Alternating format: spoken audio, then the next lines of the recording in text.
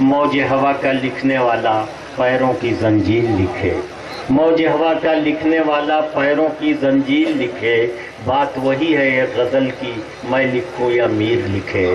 میں نے خواب جو دیکھے ان کو میں لکھ لکھ کر ہار گیا، اب میرے بعد کا لکھنے والا خوابوں کی تعبیر لکھے۔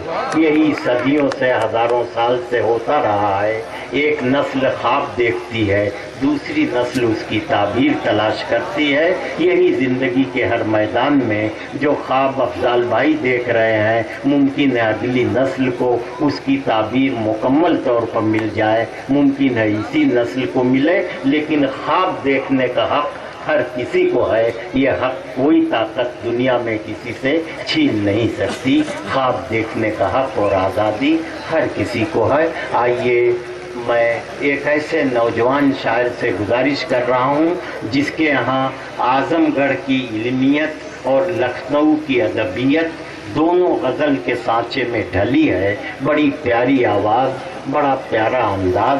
میں جناب تشنا اعظمی سے گزارش کر رہا ہوں کہ زندگی کی تشنگی کو کس طرح انہوں نے غزل بنایا ہے۔ میں اپنے بہت پرانے کرم فرما عیسائی اسلام الحق صاحب کا استقبال کرتا ہوں، شکریہ ان کا ادا کرتا ہوں کہ وہ ایک زمانے کے بعد آئے اور مجھ سے ملے۔ اس محبت کے لیے میں ان کا شکر گزار ہوں۔ مائک پر تشنا اعظمی صاحب۔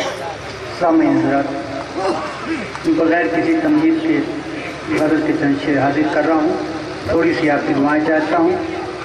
کبھی کبھی آپ لوگ مجھے اس لیے بھی نظر انداز کر دیتے ہیں کہ میں آپ کا ہم وطن ہوں، لیکن ایک زمانہ ہوا کہ اعظم گڑھ سے دوری رکھے ہوئے میں آتا جاتا رہتا ہوں، لیکن زیادہ تر تب میرا رہنا لکھنؤ ہوتا ہے۔ میں مسئلہ حاضر کر رہا ہوں، سماعت فرمائیے گا۔ دن کے ہارے ہوئے جب شام کو گھر جاتے ہیں، دن کے ہارے ہوئے جب شام کو گھر جاتے ہیں۔ کیا کہتے ہیں بھائی؟ واہ واہ۔ دن کے ہارے ہوئے جب شام کو گھر جاتے ہیں،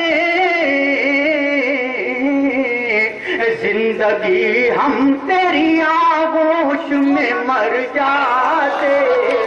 واہ واہ واہ واہ واہ۔ زندگی ہم تیری آغوش میں مر جاتے ہیں۔ کوئی تو بات ہے جو ابھی تیری جانب ہم، کوئی تو بات ہے جو اب بھی تیری جانب ہم، کوئی تو بات ہے جو ابھی تیری جانب ہم، دل اجازت نہیں دیتا ہے مگر جاتے ہیں۔ بہت اچھے بھائی، واہ واہ واہ واہ، کیا غزل ہو رہی ہے، واہ۔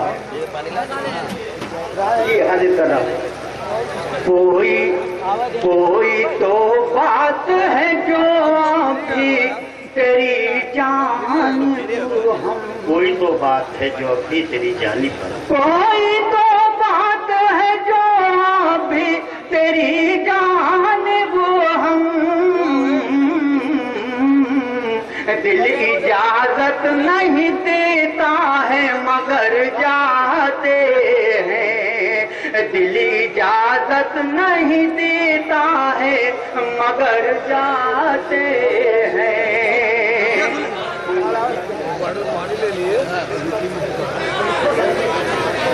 آج بھی کچے گھروں پر ہی بھروسہ کر کے، آج بھی کچے گھروں پر ہی بھروسہ کر کے، آج بھی کچے گھروں پر ہی بھروسہ کر کے، عشق والے چڑھے دریا میں اتر جاتے ہیں، عشق والے چڑھے دریا میں اتر جاتے ہیں۔ اور دوستو، یہ شعر ہمارے بڑے بھائی، ہمارے قائد ملت محترم افضل انصاری صاحب بیٹھے ہوئے ہیں، میں ان کے حوالے سے آپ تک پہنچانا چاہتا ہوں۔ ارشاد۔ شعر حاضر کر رہا ہوں۔ عشق والے چڑھے دریا میں اتر جاتے ہیں، کون پھر سچ کی حمایت میں گواہی دے گا؟ کون پھر سچ کی حمایت میں گواہی دے گا؟ کون پھر سچ کی حمایت میں گواہی دے گا؟ ہم بھی قاتل کی حمایت میں اگر جاتے ہیں۔ بھائی واہ واہ واہ واہ، بہت اچھے۔ کون پھر سچ کی حمایت میں گواہی دے گا؟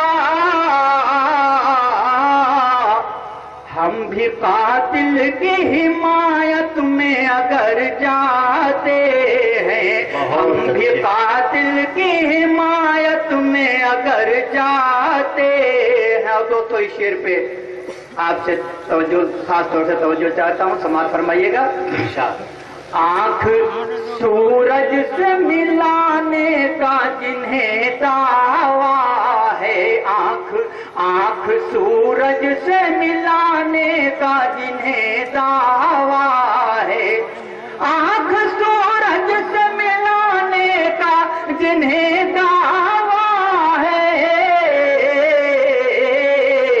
ایک جگنو بھی چمک جائے تو ڈر جاتے ہیں۔ بہت اچھے، بہت اچھے، واہ واہ، بہت اچھے سے۔ آپ دوستو، آپ ہی کے، میں اسی سرزمین کا شاعر ہوں اور ہمیشہ میں نے اسی سرزمین کی نمائندگی پورے ہندوستان میں کی ہے، ہندوستان کے باہر بھی کی ہے۔ ہر جگہ میں نے عالم گڑھ کے حوالے سے جتنا سب کچھ ہوا، نہ جانے کتنے میرے اشعار ہیں، آپ لوگ اگر غور کیجئے تو آپ وہ داد دے رہے بھائی۔ آنکھ سورج سے ملانے کا جنہیں دعویٰ ہے، بہت اچھے۔ آنکھ سورج سے ملانے کا جنہیں دعویٰ ہے، ایک جگنو بھی چمک جائے تو ڈر جاتے ہیں، ایک جگنو بھی چمک جائے تو ڈر جاتے ہیں، عشق والے چڑھے دریا میں اتر جاتے ہیں۔ بہت اچھے، کیا کہتے ہیں تشنا صاحب۔ جناب تشنا اعظمی کی غزل جو ہے اس میں اشاروں اور کنایوں میں بڑی اچھی، بڑی قیمتی باتیں تھیں۔ یہ شعر کہ آنکھ سورج سے ملانے کا جنہیں دعویٰ ہے، ایک جگنو بھی چمک جائے تو ڈر جاتے ہیں، یہی المیہ ہمارا ہے، یہی پورا قومی المیہ ہے کہ گفتگو میں تو ہم پہاڑوں سے ٹکرانے کی گفتگو کرتے ہیں، لیکن جب عمل کی باری آتی ہے تو مٹی کا ایک تودا جو ہے یا مٹی کی ایک دیوار جو ہے وہ بھی ہم گرا نہیں پاتے۔ یہی المیہ ہے۔ جس دن ہماری زندگی کا یہ تضاد ختم ہو جائے گا اس دن شاید ہماری ترقی کی راہیں جو ہے وہ کھل جائیں۔ تو ہم جب مشاعروں میں بیٹھتے ہیں تو مشاعرے کا ایک شعر ہمیں اگر مل جاتا ہے تو ہم یہ سمجھتے ہیں کہ بہت بڑی دولت مل گئی۔ اس لیے میں اکثر یہ کہتا ہوں کہ ایک رات اگر توجہ سے مشاعرہ آپ سن لیں تو درجنوں کتابیں پڑھنے سے بچ جائیں گے، اس لیے کہ ایک رات میں شعراء جتنے اشعار سناتے ہیں اس میں ہزاروں کتابوں کا مطالعہ اور ہزاروں راتوں کی تھکن اور جگن یہ سب کچھ شامل ہوا کرتی ہے، تب ایک شعر بنتا ہے۔ توجہ سے آپ سنیے، شاعر اگر ایک شعر دے جائے تو وہ سمجھ لیجئے اندھیرے میں جگنو ہی صحیح جگمگا تو رہا ہے۔